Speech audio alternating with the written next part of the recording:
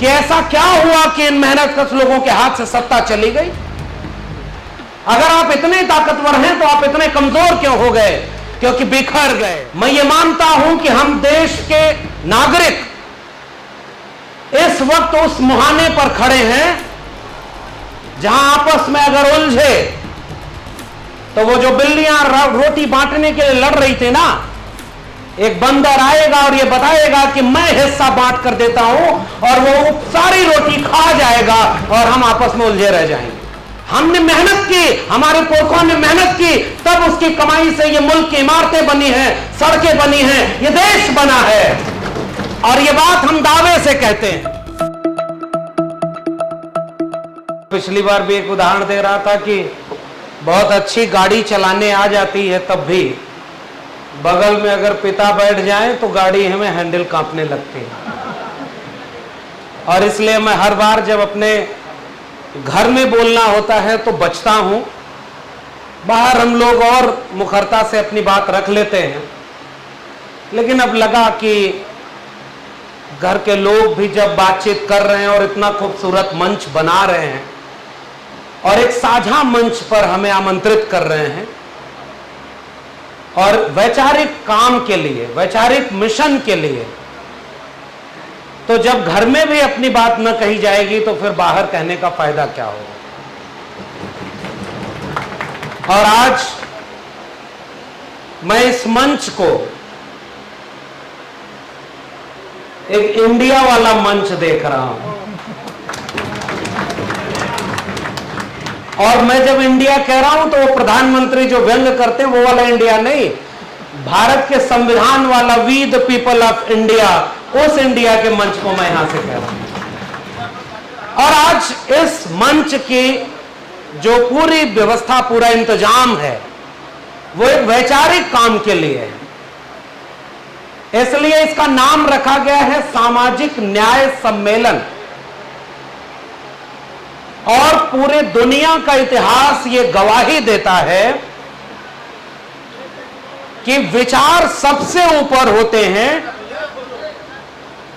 बाकी तो सियासी दल बनते हैं, चुनाव जीतते हैं, हारते हैं।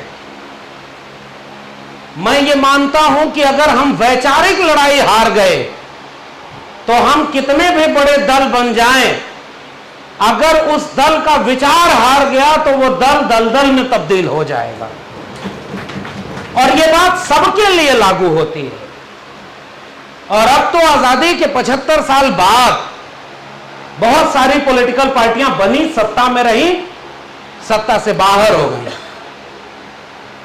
सबने अच्छा काम किया, सबने गलतियां भी की, लेकिन एक जगह जो लड़ाई लड़ी जानी चाहिए, मैं ये मानता हूं कि हम देश के नागरिक इस वक्त उस मुहाने पर खड़े हैं जहां आपस में अगर उलझे तो वो जो बिल्लियां रोटी बांटने के लिए लड़ रही थी ना, एक बंदर आएगा और ये बताएगा कि मैं हिस्सा बांट कर देता हूं, और वो सारी रोटी खा जाएगा और हम आपस में उलझे रह जाएंगे। गलतियां हुई हैं। मैं एक बात कहता हूं कि हम लोग दावा ये करते हैं कि हम इस देश के शासक लोग हैं। हमारी आबादी 90% है। हमारी जाति में इतने ताकतवर लोग हैं। हमारे पुरखों ने इस देश को रहने लायक बनाया है। हम लोग भीख मांग के खाने वाले लोग नहीं रहे। हमने मेहनत की, हमारे पुरखों ने मेहनत की, तब उसकी कमाई से ये मुल्क की इमारतें बनी हैं, सड़कें बनी हैं, ये देश बना है। और ये बात हम दावे से कहते हैं। मगर फिर मैं आपसे एक सवाल करता हूं कि ऐसा क्या हुआ कि इन मेहनतकश लोगों के हाथ से सत्ता चली गई? अगर आप इतने ताकतवर हैं तो आप इतने कमजोर क्यों हो गए? क्योंकि बिखर गए। और बिखर गए इसलिए क्योंकि हम लोगों में तमाम चीजें ऐसी, मेरे पिताजी एक कहानी सुनाया करते थे। अंगूर लेने गए तो अंगूर सस्ता ले आने के चक्कर में हमने कहा कि ये अंगूर हम ले आए, देखो 10 रुपए में 5 किलो ले आए। उन्होंने कहा कि ये अंगूर इतने सस्ते, तो बाकी, तो मैंने कहा कि वो महंगे थे। हमने कहा कि महंगा अंगूर नहीं ले आए, हम कम पैसे में ज्यादा ले आए। उन्होंने कहा कुछ समझ में आया? मैंने कहा नहीं। कहे जो महंगा अंगूर था वो कैसा था? मैंने कहा कि वो गुच्छे में था, जो सस्ता था वो ऐसे ही बिखरा हुआ था। उन्होंने कहा कि यहीं से एक पैगाम है, समझ लेना, अगर गुच्छे में रहोगे तो औकात ज्यादा रहेगी, बिखर गए तो यूं ही औने पौने दाम पे बेचे जाओ। आज इस मंच की जरूरत उस विचारधारा को बिखरने से बचाना है। और हमारे जैसे लोग आपके बीच में आए हैं तो हम ये जानते हैं कि हमारे इस मंच को तो बनाया गया है साझा। इस मंच पर हर जाति के लोग हैं। आदरणीय स्वामी प्रसाद मौर्य जी हैं, और मैं उनको याद करते हुए एक बात कहना चाहता हूं। इस बात को इस देश के प्रधानमंत्री और दिल्ली तक जाना चाहिए। जिस वक्त इस देश में खुदाई होनी चाहिए तो स्कूल की नींव खोदी जाए कि नया स्कूल बनाया जाए। खुदाई हो कि सड़क बने, उसके लिए खुदाई हो। खुदाई हो कि एक नया हॉस्पिटल बने, खुदाई हो कि एक नया स्कूल और विश्वविद्यालय बने। उस देश में आज खुदाई इसलिए कराई जा रही है कि चुनाव नजदीक आने पर दंगा कराया जाए और दंगे की फसल कुछ दंगाई लोग खा सके। और ऐसे वक्त में स्वामी प्रसाद जी, हम लोग के अग्रज, वैचारिक अग्रज, कुछ कड़वी दवाई देते हैं जिसका डोज भारी पड़ जाता है।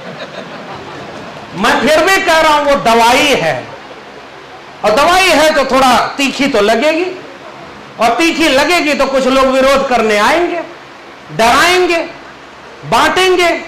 मगर मैं एक खूबसूरत दृश्य इस हॉल से भी देख रहा हूं। वो चंद लोग जो बाहर झंडा लेकर खड़े रहे होंगे वो इतिहास में मिट गए होंगे। आप देखिए कि आपके साथ इस सभागार में पूरी जाति, समाज और समुदाय के लोग एक साथ खड़े हैं। यह है वैचारिक लड़ाई, और इसी एकजुटता से हमें एक उम्मीद नजर आती है। उम्मीद इस बात की कि आने वाले वक्त में चुनौती क्या है। मैं एक बात आपसे कह रहा हूं, यह आजमगढ़ शहर है भाई। इस शहर में कभी कायदे से, इस आजादी के पहले से आजादी के बाद तक, वामपंथी विचारधारा और समाजवादी विचारधारा के लोगों का शासन रहा। इस राज्य, इस प्रदेश के इस हिस्से में, आजमगढ़ में, हमेशा एक प्रगतिशील दृष्टिकोण रहा है। यहां एक तरफ तमाम तरह के संगीत के घराने खुलते थे, तो दूसरी तरफ जब इस मुल्क में हिंदू मुस्लिम की लड़ाई लड़ी जा रही थी तो एक शख्स ऐसा था जिसने अपना स्कूल कॉलेज खोला तो उसका नाम रखा था शिबली नेशनल कॉलेज, यानी वो राष्ट्रवाद का पैगाम इस जगह, इस देश से, इस कोने से दिया गया। ये आजमगढ़ और पूर्वांचल की धरती सामाजिक न्याय की धरती रही। ये पूर्वांचल और आजमगढ़ की धरती मोहब्बत और प्यार की धरती रही। हम लोग बचपन से सीखते रहे कि इस तमसा नदी के किनारे कभी कोई तपस्या करा, कोई ऋषि मुनि, जिसने कभी दंगा करने के लिए कोई बात नहीं बोली। उस समय तो टीवी भी नहीं थी कि प्रायोजित लोग टीवी पर बिठा कर कहें कि ये बाबा जी आए हैं और पर्चा बनाएंगे। पर्चा बनाने वालों को टीवी पर बिठाकर इस देश को अंधविश्वासी बनाया जा रहा है। और पुराने लोग, आपको भी याद होगा, मेरे पिताजी भी पुराने कॉमरेड और उनके बहुत सारे साथी, बहुत वरिष्ठ लोग, बहुत सम्मानित लोग इस सभागार में होंगे। एक तरफ कभी दंगल प्रस्ताव आता था, विदेशी नीतियां आती थी, नव उदारवादी नीतियां आती थी, तो उसका विरोध करने वाले वैचारिक लोग आजमगढ़ में हुआ करते थे। एक समय जब इस देश में प्राइवेटाइजेशन का जो विरोध होता था तो उसके बड़े आंदोलन आजमगढ़ में चला करते थे। और आज अफसोस के साथ मुझे कहना पड़ रहा है कि अगर एक एयरपोर्ट बढ़ाने के नाम पर अगर जमीन छीनी जा रही है तो हमारे आजमगढ़ के लोग शायद कहीं कमजोर पड़ गए कि उस आंदोलन को अंतिम मुकाम तक अभी नहीं पहुंचा पा रहे हैं। यह मुझे पीड़ा है, और इसमें मैं अपनी भी कमी मान कर चलता हूं। वो वैचारिक लड़ाई कहां चली गई भाई? और आज आजमगढ़ की पहचान दिल्ली में संसद में बैठे किन लोगों से हो रही है? मैं उस पर कोई टिप्पणी करके इस वैचारिक मंच को हल्का नहीं करना चाहता। मैं चाहता हूं कि आज खतरे में केवल आजमगढ़ या कोई पॉलिटिकल पार्टी नहीं है। हो सकता है कोई पॉलिटिकल पार्टी ताकतवर हो तो वो कुछ दिन और अपने को बचा लेगी। कोई नेता ताकतवर हो, उसकी चारदीवारी ऊंची रही होगी तो उसके घर पे पत्थर कुछ दिन बाद जाएंगे। गरीब, कमजोर, मजलूम सबसे पहले मारा जाएगा। और मैं फिर से कह रहा हूं, आज इस देश में झूठे लोगों की सरकार है। वो लखनऊ में बैठा व्यक्ति हो चाहे दिल्ली में बैठा हो, वो दोनों के दोनों खुलेआम झूठ बोल रहे हैं और हमारे और आपके बच्चों का भविष्य बर्बाद कर रहे हैं। और चूंकि वो बर्बाद करने का एक उदाहरण दे रहा हूं, इस देश का प्रधानमंत्री देश के सामने झूठ बोलता है कि हम हर साल में इतने नए IIM खोल रहे हैं, इतने नए मेडिकल कॉलेज खोल रहे हैं, इतने नए हॉस्पिटल बना रहे हैं, और उसी प्रधानमंत्री की सरकार का एक मंत्री संसद में बयान देता है कि जितना कुल अब तक 9 साल में खुला होगा उतना प्रधानमंत्री 1 साल में खोल रहे थे। इतना बड़ा झूठ बोलने वाले देश में आप रह रहे हैं। नोटबंदी हुई, आपको लाइन में लगवा दिया गया, हम और आप भूल गए। आपको GST आपके ऊपर लागू करके पूरा बिजनेस व्यापार चौपट कर दिया गया, हम उसको भी भूल गए। कोविड आया तो इस देश में जिहाद के नाम पर उस समय भी जब दुनिया कोरोना वायरस से लड़ रही थी तो हमारे यहां दंगा करके मुसलमानों के खिलाफ भड़काया जा रहा था। और आज ये दंगाई और झूठे लोगों की आग मणिपुर से लेकर मेवात तक में लगाई जा रही है, और अगर हम इस आग को नहीं बुझा पाए तो माफ करिए, ये वैचारिक लड़ाई की हार होगी। और मैं आखिरी बात कह रहा हूं, बहुत लंबी बात नहीं, क्योंकि स्वामी प्रसाद जी आए हुए हैं। एक गुजारिश यही है कि आज हमारी बिखरने का, हमारी चीजों का, मैं एक बात कहता हूं ना कि खेत का बंटवारा फसल से होना है तो हम खेत बचा लेंगे तो फसल का बंटवारा कर लेंगे, और अगर खेत ही लुट गया तो फसल का बंटवारा किस बात के लिए होगा। और इसलिए आज इस सम्मेलन के बाद क्या होना चाहिए, आयोजन समिति के लोगों ने अगर 1 रुपया चंदा किसी से लिया होगा, हालांकि आज के जमाने में किसी वैचारिक काम के लिए लोग पैसा वैसा देना नहीं चाहते, वैचारिक काम पीछे हो गया है, लेकिन फिर भी आजमगढ़ की धरती में देखिए वैचारिक काम हो रहा है तो इतने लोग खड़े। आपने इतना बड़ा सम्मेलन किया, आप तमाम लोग अपना जरूरी काम छोड़कर यहां आए, तो हम लोग इस भ्रम में नहीं है कि कोई नई बात, कोई बड़ी बात आपसे कह देंगे। हमसे ज्यादा संघर्ष करने वाले लोग हो सकता है श्रोताओं में बैठे होंगे, मगर ये सम्मेलन खत्म हो जाएगा और हम घर जाएंगे तो क्या लेकर जाएंगे, क्या लेकर जाएंगे, कैसे समझाएंगे कि सामाजिक न्याय का मतलब क्या होता है। और मैं दावे से कह रहा हूं कि आज इसी प्रदेश और इसी जिले के कम से कम 50% लोग, इससे ज्यादा आबादी होगी जो सामाजिक न्याय शब्द का मतलब भी नहीं जानती होगी। बताइए मैं सही कह रहा हूं या गलत कह रहा हूं? सामाजिक न्याय शब्द का मतलब, क्योंकि उनके बच्चों तक न शिक्षा पहुंची, न रोजगार पहुंचा, न दवाई है, न पढ़ाई है, न कमाई है, न सिंचाई है। और हम पढ़े लिखे लोगों की भाषा ऐसी हो गई है कि वो गांव के लोगों को समझा नहीं पा रहे, और इसमें हम भी शामिल हैं। इसलिए इस सामाजिक न्याय सम्मेलन का केवल फार्मूला गांव-गांव ले चलने की जरूरत है। फार्मूला केवल यह है, और फार्मूला तो हमारे तमाम लोगों ने दे रखा था। पहले का फार्मूला है समाजवादी आंदोलन और देश समाजवादी मूल्यों पर बना। भाई हमारे कांग्रेस के साथी मनोज भाई बैठे हुए हैं, समाजवादी पार्टी के साथी बैठे हुए हैं, और दूसरे सामाजिक संगठनों के साथी बैठे हुए हैं। और मैं क्यों शुरुआत में इंडिया बात कहा, क्योंकि बिना एकजुट हुए अगर हम लड़े तो हम सब हारे जाएंगे और मारे जाएंगे, ये हमारी कोशिश साफ है। अरे भाई, चाहे आपकी पार्टी का नेता हो चाहे उनकी पार्टी का नेता हो, कोई जेल जाने से बच रहा है क्या? कोई पार्टी ऐसी है जो बता सकती है क्या कि उसके नेता के ऊपर झूठे मुकदमे नहीं हुए? कोई पार्टी ऐसी बता सकती है क्या कि ईडी सीबीआई की रेड मार करके, आप तो उत्तर प्रदेश के हैं, आइए महाराष्ट्र में देखिए बड़ी बड़ी पॉलिटिकल पार्टियां तोड़ दी। तो जो नोटबंदी का पैसा था, जीएसटी का पैसा था, ये जो काला धन के नाम पर झूठ बोला गया था, वो झूठ बोल करके देखिए 700 जिले हैं इस पूरे देश में, और 900 बीजेपी की पार्टी ऑफिस बन गई है, 5 स्टार होटल से ज्यादा अच्छी बन गई। बाकी तो सारी पार्टियां सत्ता में रही होंगी, इस जगह पर देखो कि आप कहां हो। लेकिन उनका मकसद यह था कि हम पार्टी कल रहे ना रहे, हमारे लोग हर संस्थान पर कब्जा कर लिया। मैं विश्वविद्यालय में पढ़ाता हूं और मैं जानता हूं कि आरएसएस के लोग इस देश के हर एक संस्थान में बिठा दिए गए। कल को बीजेपी हारेगी ना तो भी वो लोग उसमें बैठे रहेंगे और आपके बच्चों का भविष्य बर्बाद करेंगे। सिलेबस बदल दिया है, सिलेबस बदलकर इतिहास बदल रहे हैं। अच्छा, ये गठबंधन के लोग हैं, पॉलिटिकल बात मैं तो ज्यादा नहीं करूंगा, बाकी लोग करेंगे क्योंकि ये वैचारिक मंच है। लेकिन एक दाव सारे विपक्ष के लोगों ने मिलकर जो चुना कि नाम रख दिया इंडिया, और प्रधानमंत्री ने गलती से 2-4 बार विरोध कर दिया, उन्हीं का समर्थक कहने लगा इंडिया के खिलाफ इस देश का प्रधानमंत्री कैसे बोल सकता है? भाई ये एक बहुत बहुत कारगर तीर था जो सही निशाने पर लगा है। तो अब प्रधानमंत्री कैसे बोलते पता है, I.N.D. मतलब आप इस देश को एकदम नमूना समझते हैं। आपके झूठ को जो सच मान ले, आपके धोखों को भी जो भरोसा करके आपको वोट दे दे। मैं आज भी कह रहा हूं, ये वैचारिक मंच है, यहां से एक बात इंडिया वाले लोग और जोड़ ले। समाजवादी पार्टी के लोग बैठे हुए हैं, इन्होंने भी एक नारा दिया है और उस नारे का नाम था PDA, पिछड़ा, दलित और अल्पसंख्यक। मैं खुश हूं, बधाई दे रहा हूं कि समाजवादी पार्टी के लोग अब साफ तौर पर अपनी रणनीति को एकदम सामने रख करके रणनीति बना करके लड़ाई लड़ने का काम कर रहे हैं। और दूसरी तरफ कांग्रेस पार्टी के लोग बैठे हुए हैं। कांग्रेस पार्टी ने भी कुछ गलतियां की, जैसे हम कह रहे हैं ना अभी, भाई देखिए वैचारिक काम है, यहां अगर तू मैं होगा तो अगले दिन अखबार की खबर में यही होगा, स्वामी प्रसाद मौर्य जी मंच पर थे और आपस में सब भिड़ गए, इसकी खबर चलाएंगे और उनके यहां कुर्सी भी चल जाएगी तो भी उसकी खबर बाहर नहीं आती। इसलिए हमें दिल बड़ा करना होगा।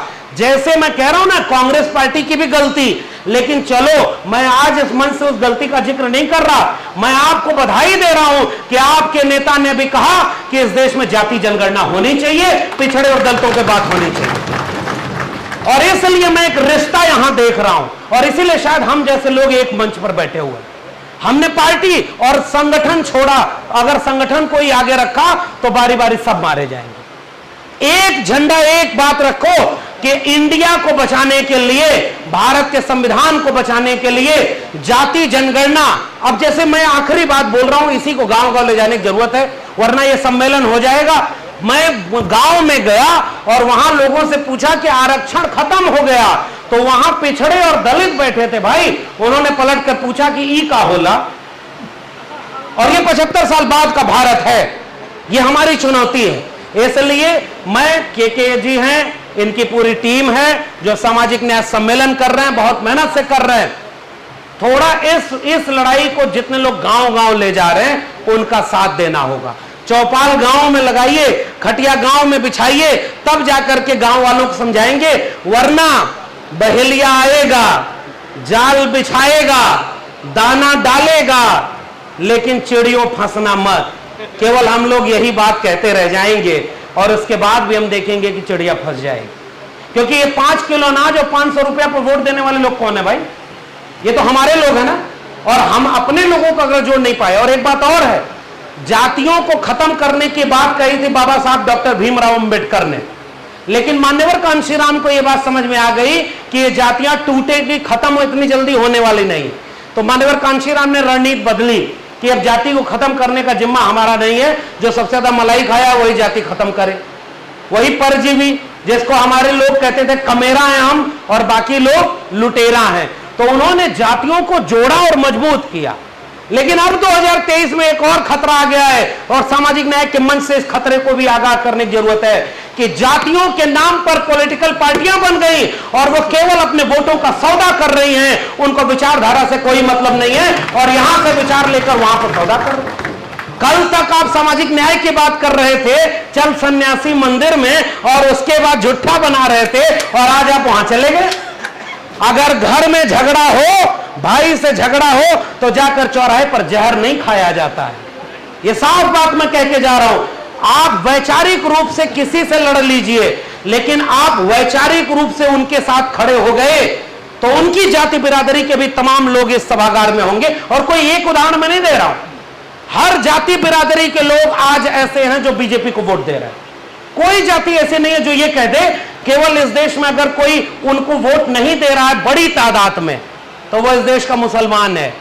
लेकिन बीजेपी की साजिश देखिए, हम अपनों को अपनाने में दिल बड़ा नहीं कर पाए और बीजेपी पसमानदा को अपनाने के लिए सम्मेलन करने लगी। आप गलत कह रहा हूं कि सही कह रहा हूं?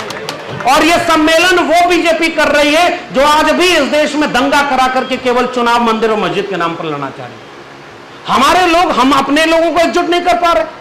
इस देश में आज जो भी सामाजिक न्याय की बात करता है और सामाजिक न्याय का केवल एक लाइन का मतलब है, जिसकी जितनी संख्या भारी उसकी उतनी हिस्सेदारी।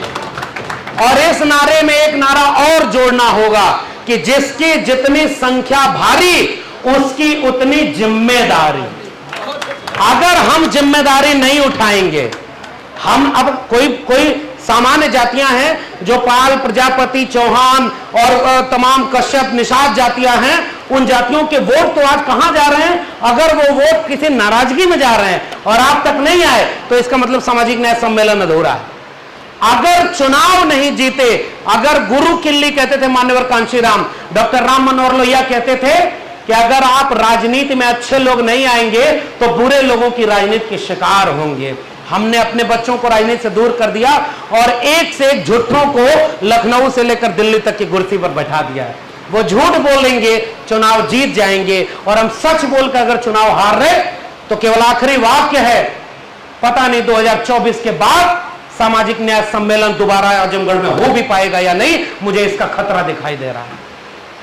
पता नहीं हम सब एकजुट होकर के कोई ऐसी चीज बचा पाएंगे या नहीं, इसका खतरा हमें दिखाई दे रहा है, क्योंकि वो लोग धर्म के नाम पर इस देश को बांटना चाहते हैं। जब भी कोई मंदिर और मस्जिद की बात करे, आप अपने इलाके में स्कूल, कॉलेज और विश्वविद्यालय की बात करने लगिए, दंगा अपने आप रुक जाएगा। अगर आज कोई आपसे कहे कि आपकी जाति का हक कोई दूसरी जाति वाले ने ले लिया, तो आप उससे कहे कि भैया पिछड़ों को बांटने के लिए जो कमेटी तुम बना रहे हो ना, इस कमेटी की जरूरत छोड़ो। आज तुम्हारा मंत्री कह रहा है ओबीसी को आरक्षण मिले इस देश में लगभग 20 साल होने जा रहा है, और 20 साल के बाद आज भी इस देश के केंद्रीय विश्वविद्यालयों में 4% ओबीसी नहीं पहुंचे, तो 27% ओबीसी को तो आरक्षण मिला ही नहीं कभी, और वो कह रहे हैं कि ओबीसी को हम बांट देंगे। आप सोचिए कितने जगह पर वो काम कर रहे हैं। आप कह रहे थे ना, मौर्य, अहिर, कुर्मी, कोयरी, तमाम जातियां, निषाद, मल्ला, कुम्हार, नाई, मोची, तमाम जातियां, वो सब मिलकर के एक पहचान थी, ओबीसी। और जिस दिन आपको बांट दिया ना, आपकी पहचान खत्म हो जाएगी और फिर आप भूल जाएंगे ये कहना कि आपकी इतनी आबादी है। वो सब उसकी तैयारी कर चुके हैं और चुनाव के ठीक पहले वो आपको बांटने का काम कर रहे हैं।